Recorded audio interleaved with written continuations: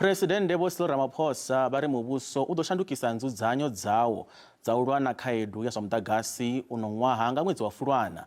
Vari minista wa zwa masheleni Vho Enoch Godongwana vha ḓo ita nḓivhadzo iyo hune vha ḓo amba nga zwa u fhungudza zwa u tsimiwa ha muḓagasi kha tshipici tshavho vhege i ḓaho. Vho Ramaphosa vho vha vha tshi khou fhindula mbudziso phalamenndeni nga ha tshipici tshavho.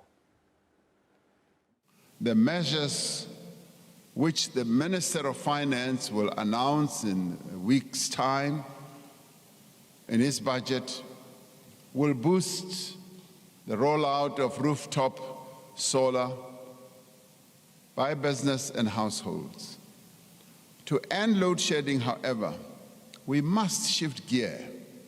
A crisis of this nature demands a coordinated response, and it demands urgent action. That is the reason why I'm appointing a minister in the presidency, and the reason why a national state of disaster has been declared. As I said last week, cheers.